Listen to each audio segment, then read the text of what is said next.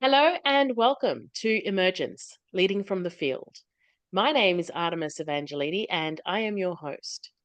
This podcast shines a light on courageous leaders from around the world, leaders who are shaping the future in bold and inspiring ways. Moving beyond the boardroom, we feature authentic conversations with guests, the change makers, the visionaries, and innovators who are leading from experience, purpose, and heart from the field where transformation takes place. These are conversations with people who are listening deeply, acting boldly, and are doing their part to shape a more conscious and connected world. Our conversations will offer a rare glimpse into how our guests have overcome challenges while spearheading innovations that have enabled them to lead from the front lines. Be inspired as our guests share their journeys. Today, I am absolutely delighted to welcome a really good friend of mine, Kristine Morris. Kristine, throughout her career as a social worker, life coach, and meditation teacher, has gained extensive and diverse experience across multiple countries and industries. In 2019, Kristine founded the Change Maven, leading personal and professional development initiatives, facilitating workshops and retreats focused on empowerment and resilience, whilst also providing one on one coaching and managing outreach and marketing. Her passion and unique skill set has enabled Kristine to engage with diverse stakeholders and enhance program outcomes. At Elevate Aviation, Kristine leads the design, development, and delivery of leadership programs for women in the aviation industry. One of Kristine's passions is motivating and inspiring people to unlock their potential and discover their true greatness. She knows firsthand how powerful a group of inspired and inspiring women can be, and aims to create more of this in the world. She finds immense joy in witnessing individuals flourish and thrive in their personal and professional lives. Kristine believes that kindness is a superpower and aims to sprinkle kindness into the world whenever and wherever she can. Kristine, welcome. It's such an honor and a pleasure to have you here today. Well, thank you for having me. I loved your introduction. I want to be friends with her. Well, I'm lucky to say that I am. Kristine, I wanted to ask you, what inspired you to create the Change Maven back in 2019, and what a year Mm. to put that into motion, Yeah, given what was coming that we didn't know. yeah, that we absolutely didn't know about. It was something that sat in my heart and my soul for almost a decade before I decided to actually step out into the world with it. Um, the words, the title, the Change Maven, really it came to me through I'm not sure what kind of divine inspiration, but it just came to me like a whisper that I'm the change maven. Um, the fact that I know that I am capable of helping people transform themselves, um, and in particular, working with women, that's always been a very clear focus for me. And I decided it was time to sort of plant my flag in the sand and say, here I am. I'm the change maven. This is what I do. This is what I'm supposed to do. And here we go. Yeah. And how did that feel when you launched and then the events of 2020 came as Yeah, it quickly rolling in? absolutely. So it was I think it was perfectly aligned with how where it was supposed to be. It showed me my capacity to pivot, and I'm not the only one. Mm. I know we've all really learned the importance of pivoting. Plans are fantastic, but if you get too stuck in them, then you lose sight of what you're trying to do. So for myself, I had really just started gaining momentum with workshops and retreats. And then, of course, all of this happened that we all know about. And I pivoted and I took everything online and I took everything virtually. And I found an incredible sense of connection even with people being afar, and that really has helped me to, build on, like, my virtual, whether it's teaching or coaching, facilitating, whatever it is that I'm doing, it's not a limitation. We don't have to let it be a limitation if we can't be face to face with people. And I really learned Mm. that throughout that whole 2020 and forward time. Yeah. Yeah, absolutely. I think a lot of us went deeper into the online world in terms of connecting with people because we craved connection so much. Yeah. And it was the only avenue open to us. And actually, we forged some incredible connections during that time and long-lasting friendships. So Yes. it's actually not a limitation when you know how to use it properly and when you allow your own energy and field to kind of permeate into that space. Yeah. I want to ask you about the coaching work and the facilitation that you've done with women through the Change Maven. What's Mhm. been one um, really powerful and memorable moment that kind of affirmed the path that you were on, where you said, "Okay, Mhm. this is it. This is I am absolutely doing what I'm supposed to be doing. This is exactly Mhm. where I'm meant to be." That's a great question. So, one that comes to mind for me is I was running, it was like a long weekend retreat. It was just a few days long, out at this beautiful lake house in sort of not quite northern Alberta in Canada. And I had a group of women there. There were 6 women there, and we were doing some journaling. They were doing some journaling with some prompts and so on. And I was sitting there outside with them. We were sitting around in a circle on the grass and seeing these women from all walks of life. Some were business owners, some were professors, a couple were stay-at-home moms. And every one of them, when they took enough time to go inward and listen to themselves, to that, that whisper of the heart, and seeing them literally, it was like little light bulbs, like, all these aha moments that happened almost collectively when they were given the space to take that time and go inward. And I felt that so profoundly because I created that space. Now they stepped into it, right? Everybody Mm, has to be a full participant for this experience to work. But the fact that I knew I could create these spaces for people to turn inward and to be able to hear these things that are always there, but are usually dormant inside of us, whether it mm, is a mm. personal development or whether it is a leadership or professional development thing, it's it's within us, and it's really just having the time and the space to let it emerge from us, and knowing that I can be kind of a conduit, I can help create that space for that to happen with people is very fulfilling and very empowering. Yeah, I bet. And, Yeah. before you did this work and before you kind of moved into the leadership development space and the personal development space, you were a social worker. Yes. How did you pivot from that role into this? I mean, Mm. there's a lot of alignment there, obviously, but it's interesting. Yeah. What made you decide to step away from social work in its more um, official kind of True. form? Yeah. Yeah. Yeah. So I mean, there were a number of things. I would say one of the main sort of catalysts was knowing that what I was doing, although I was doing a good job with where I was at, um, I wasn't using the best parts of myself. Mm, And to recognize that. So when I talk about listening to these whispers of our heart, I say that from sort of a personal perspective first, because I've done both. I've walked the path where I've not listened to the whispers of my heart, and I've felt the impacts and the repercussions of that. And then I've listened to the whispers of my mm, heart. So ultimately, what I wanted in social work was to be able to connect with people and help impact change, help people feel a sense of dignity and autonomy and respect. I worked primarily in child protection. I also worked in adolescent addictions and mental health. And I'm not a very big in the box kind of person, and it's a very in the box kind of job. So I found yeah. that in and of itself very limiting. And I didn't feel like I was using the best parts of myself.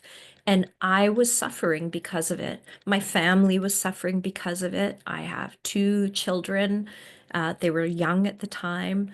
And it was taking more out of me than what it was giving back. And so I did. I Mm, took some time and I went really dormant and I really listened to what is it that fulfills me and what is it that I can contribute best to this world? So I'm a big believer in this. I'm a big believer that if we're not leading with our passion and with a sense of purpose, somewhere along the line, we're going to hit a dead end. And I kind of yeah, hit a dead end. And so when I yeah. decided that it was not worth it, but still taking Mm, aspects of my social work, and basically, Artemis, I spent about 10 years playing around with, does this feel right? Does that feel right? I started to do more university education in the field of adult education and instructional design. Found I really love instructing. I love facilitating. Taking that relational piece that's so strong in my social work education and applying it to different areas. And I really just sort of made myself a life experiment and so tried a mm, number of different things that I just kept pulling from what are my strengths here? Where can I contribute best? Where can I make more of a difference and still not drain my own cup in doing so? And that's what brought me to the Change Maven and to the leadership programs that I'm now creating for my organization, Elevate Aviation. So it's really come to a place where now at 56 years of age, I feel like I've kind of taken all these best parts of myself and my myriad of experiences and jobs and so on, and I've finally turned it into something of what it's supposed to be. And that's what you see today. I absolutely love that. And gosh, you gave so many pearls of wisdom just then, that I'm going to ask you to dig a little bit deeper into, because I know that we all go through, I mean, every single one of us has reached a point in their, or many points, or many times in their careers and their lives where they've said, is this what I'm supposed to be doing? Is this for Mhm. me? Am I satisfied with this? Is there more, or am I using all of my passions and talents in the right way? And sometimes we're able to navigate that on our own, and we can, if we have tools already in our tool belt that we can use to go into stillness, to go into presence, to, Mhm. you mentioned before the journaling and allowing the whispers of the heart to come through, that process. But for some of our listeners who may be at that junction right now, or at that crossroads, and who perhaps haven't had this experience before, perhaps it's the first time for them, what are some tricks of the trade that you would share with them when they're facing this dead end? Mhm. So, what I would say to them is, first of all, it's very normal to feel like if you do hit this dead end, to have the ego's going to come in and say, oh my gosh, you're failing. You're supposed to do this. You've done this education. You've done this work. You have to do this. What will people think? All that kind of stuff, right? But very, that's very empty. It's very ego driven. It's very empty. I Mm, love this saying, and I'm not going to quote it directly, but I'm going to quote it generally. So Carlos Castaneda said, "Does this path have a heart? If mm, your path has a heart, then follow this path. If the path does not have a heart, there is no shame and no failure in turning away from that path." And I believe that to the core of my being. And that's what I would say to people. Number one, ask yourself in your quietest of moments, does this path have a heart?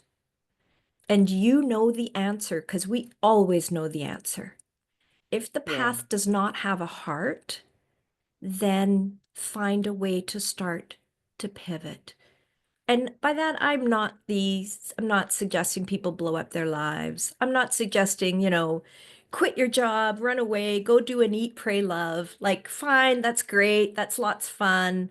But there's ways to do it without blowing up your life. There's ways to do it while keeping yourself and the people around you intact and safe and still taking care of everything you need to take care of. And that's the Mm, key, I think, is really come up with a plan, come up with a good plan, make some goals, get yourself a good coach, and in all seriousness, like write everything down that you're feeling, write yourself a list. What am I good at? What makes my heart sing? Right? What makes mm, my heart mm. sing? For one person, it will be something totally different than for another person. Really sit down with that without a lens of judgment for yourself and just start to get curious. That's what I would say to Yeah. people as a starting point.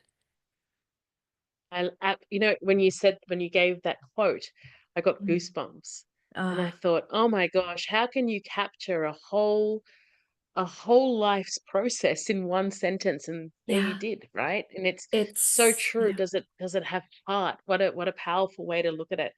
Mm. Um, when you're exploring all of these things with your clients, and when you're allowing them the space to do this work, do you find that it's easy for people to do they have that light bulb moment where they say, "Oh, this is actually something that I can lean into and do," or do you find that there's resistance when people are in this confused state? I find there tends to be more resistance the more training and money and time that people have put into the thing that they thought they should be doing. Right. Yeah. That's where I Mm. find that there's the most resistance. Um, and sometimes people are just not quite ready to get there. And that's okay too, because that Mm. is their process. I'm a really firm believer in allowing people to make their own choices. I am not so egotistical as to think that I can actually exert any influence over people's decisions. I really am there to sort of shine the light on the paths and say, which path do you think you should take? And hold up a mirror to them to say, how does this feel to you? That's what I'm really Mm. good at. Um, when people are willing to step in and do the work, they do have aha moments. And it might be Yeah. something that will take years for them to fully flesh out and fully make happen. And that's okay. That's okay because that's life. Life is what's happening every day while we're doing all of the things. You don't have to wait till that happens to be happy or to feel complete. You can find ways to bring that satisfaction and that joy into your life on an everyday basis, which is also something I Mm. think is really important to work on with people.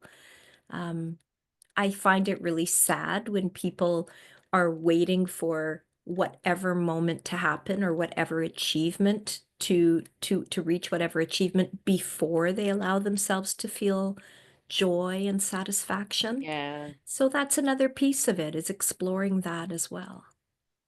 Yeah. I find the joy piece is the key.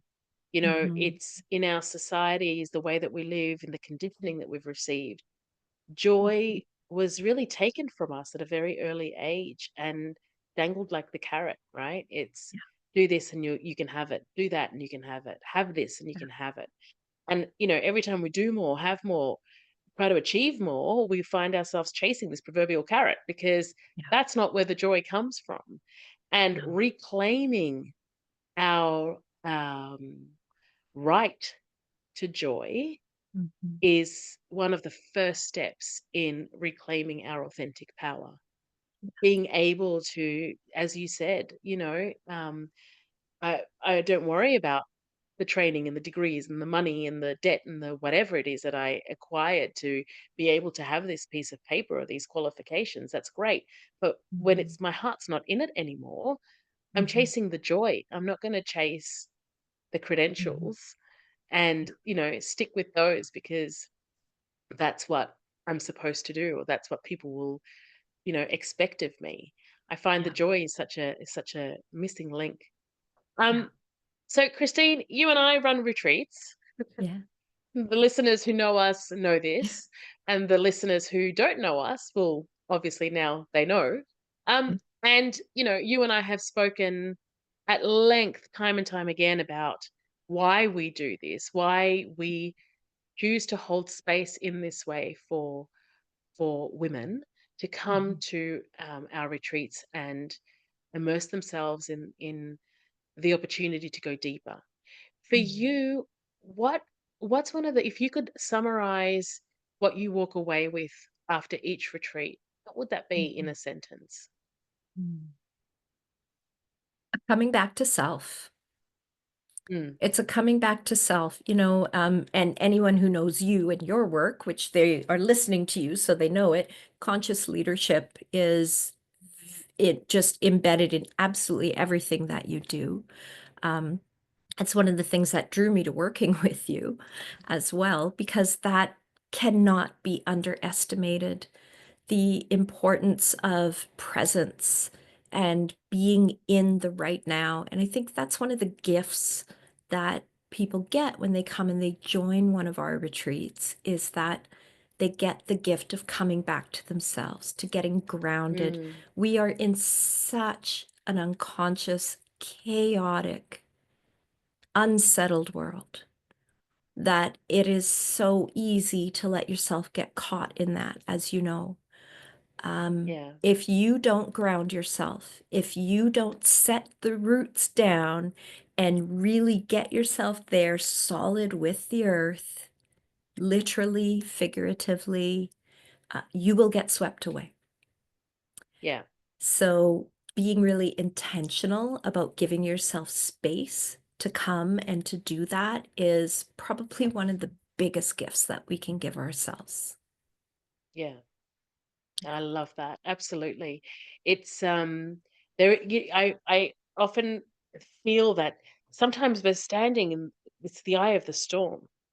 We're standing and we're grounded and, like a tree with roots really deep into the earth. And as you said, figuratively and literally, Mhm. if you put your feet on the ground and feel that connection with Mother Earth. But, we're standing and around us is this swirling and this noise and this attempts to pull you into the latest drama, the latest saga, the latest, opinion or whatever it may be. And the ability to be able to stay grounded and observe all of this happening around you is at the core of conscious leadership. It's at the core of conscious leadership. And you develop leadership programs for women through the organization. And if you get swept up in the chaos, you're not leading anymore from the field. And arguably sometimes that's the leadership that happens in a boardroom where there's the constant, you know, this is the process, this is what we've always done, these are the procedures we follow, this is the methodology that we use, but no one actually stops to step into the field for a Yeah. minute and say, actually, instead of what we know, what wants to emerge? Yes. And I feel that, all the retreat work and even the one-on-one coaching, that's the invitation. The invitation is come and step into the field for a little bit. Yeah. Leave all of that behind. That's all great and that's Mhm. fine. But just take a moment to try something new. And you used the word before, and it's one of the most important words. Be curious. Yes. Be curious. What is possible?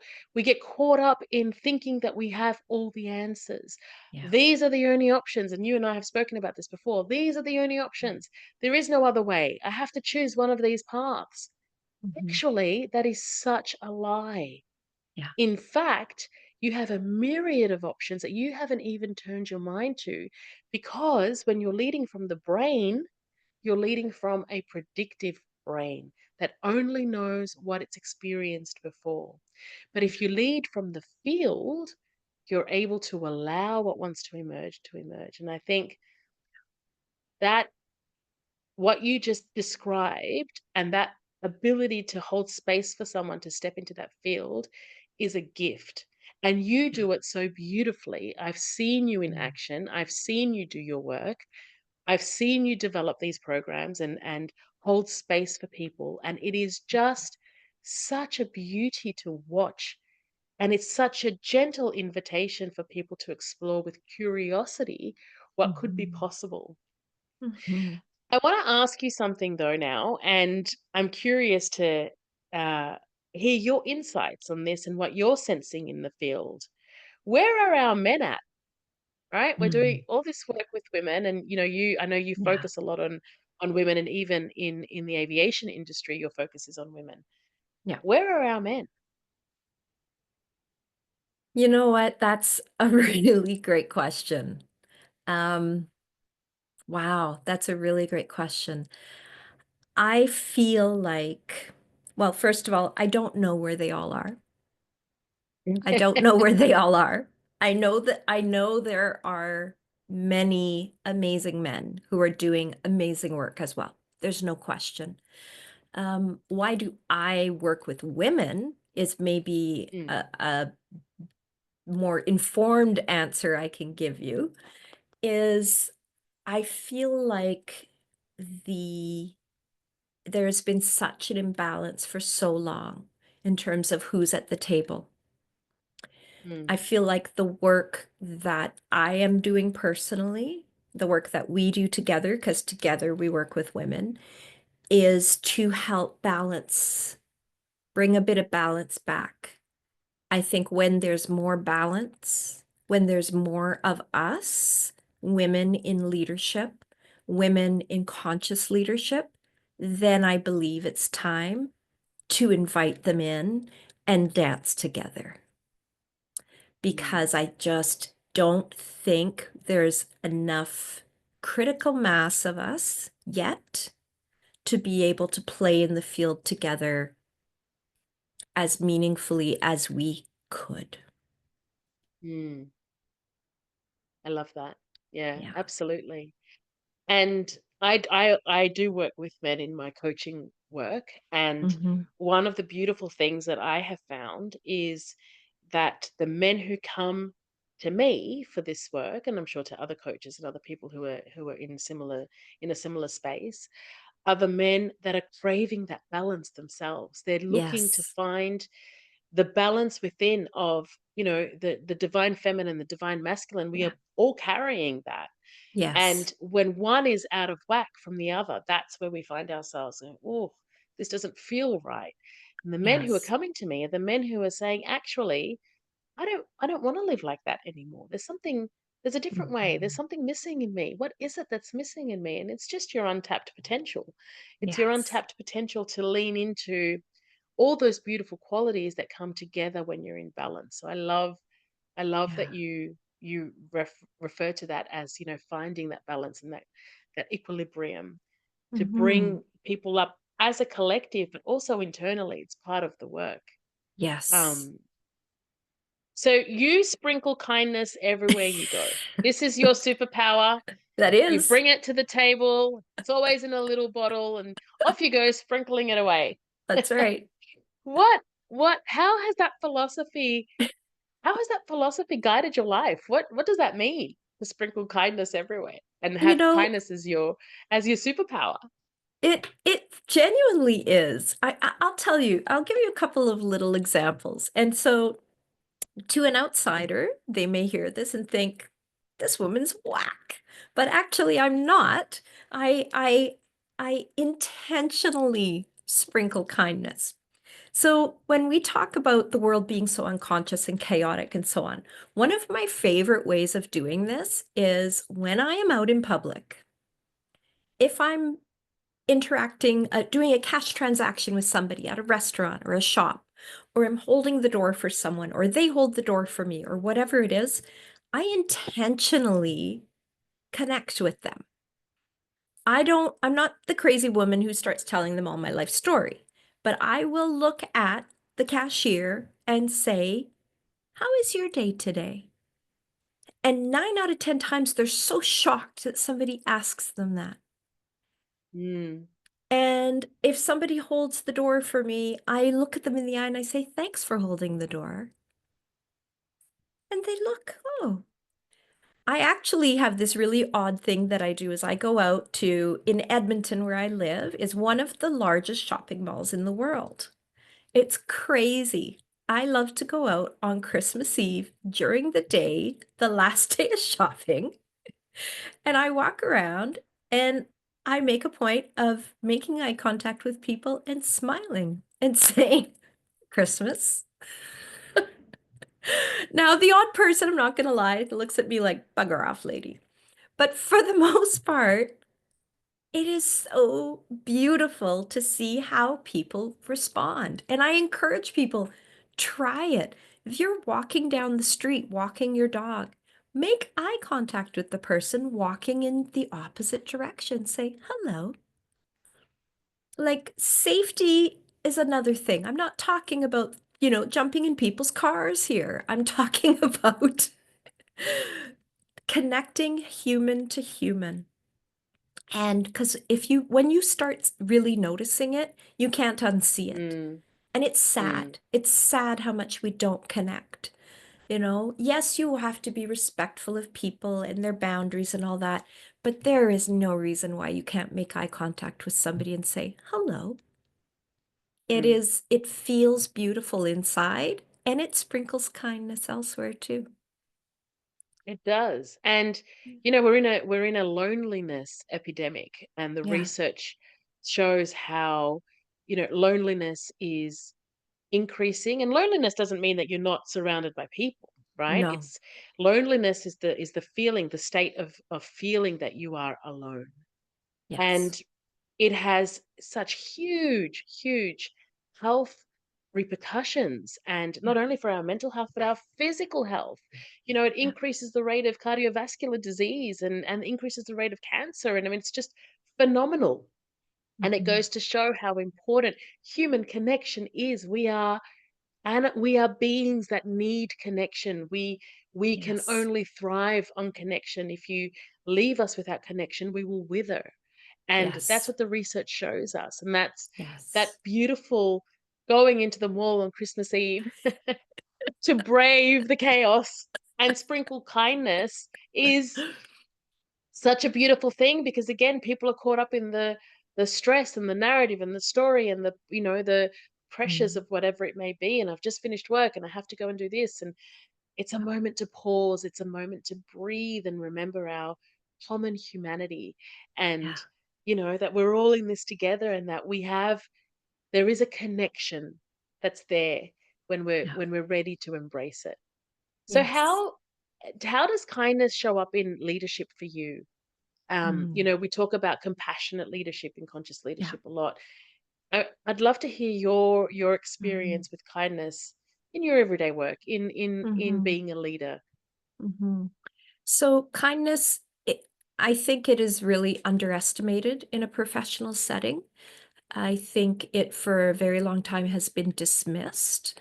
We've all heard the refrain, don't mistake my kindness for weakness. Kindness doesn't mean Mm, weakness. Kindness mm, does mean compassion to me. It does mean empathy. Kindness means extending respect and dignity to people, which I think is so important as a leader and as somebody who works for a leader, who follows a leader, to know that your leader cares about who you are, what you believe in. They don't have to be your friend, of course, but to treat you with the respect and inherent dignity that every human being deserves, to me, is an essential part of leadership. Because if you're mm, not leading with that quality of caring about the people you are leading, caring about the outcomes, caring about the organization, and that to me all means kindness, then you're missing a really important aspect of your leadership. And what you just said about the loneliness epidemic, this is not just in our personal lives. When we step into our day-to-day work and our professional lives and we don't feel a sense of belonging, because we are creatures that need relationship. Everything's relationship. If I choose a banker that I'm going to work with, there's a relationship I have with this person. whether or not they know anything about me, Kristine, at home. So to be able to bring that element of, I am going to create a space where we can have this professional relationship where I am looking out for the best of you and you're looking out for the best of me, it is a win-win. It really is. Mm, Yeah. mm, absolutely. Yeah. So, with that in mind, what would you say is the kind of leadership that the world needs most right now? And how can we each embody that if there was the magic wand could come and Mhm. say, this is it, embody it now? What would that look like? I think the ideal leadership would be leaders using the best of their strengths in their leadership capacity. I think there is a role for everybody. Not everybody should be the CEO. Not everybody should be the account controller. Not everybody should be the social media manager. I Mm, think it's important that we develop leaders who are leading from their strengths and to build teams of people who are also leading from their strengths. When I say leading, leading themselves, leading whoever is under yeah. them. It is absolutely essential to me that we get out of this idea of the bureaucratic sort of notion of leadership is, I get my business degree and I go into leadership. I want to see people really evolving, starting from recognizing what is it that I'm good at and start building Mm, leadership capacity in those areas. That's what I want to see. I want to see leadership that is responsive, that is flexible, that also has extremely high expectations and standards because this isn't about I love my analogies, but this isn't about like the 1970s Coca-Cola. I like to teach the world to sing. Like, that's not what I'm talking about here. We need leaders who are strong and powerful and assertive. We need all of that. So mm, again, I really want to dispel the notion that kindness or compassion means somehow being a weaker leader. It doesn't. mm, You can be a mm, very definitive, strong, driven leader while still paying attention to what the people under you need and what your organization needs and all that. You can do both. mm. You really can. Yeah, Um, absolutely. and it is conscious leadership. It Yeah. really does come down to conscious leadership and conscious teams. Yeah. Yeah. And I often say when I'm running or facilitating workshops or running training sessions, or even when I'm having those difficult conversations in organizations with people, and I say, don't mistake conscious leadership for weak leadership. Right. Conscious leadership it's actually tough because it requires you to have the difficult conversations. It Yeah. requires you to address the elephant in the room. And Yeah. you do all of that with kindness and with compassion, but you do it, right? That's There's right. no hiding Yeah. behind your finger.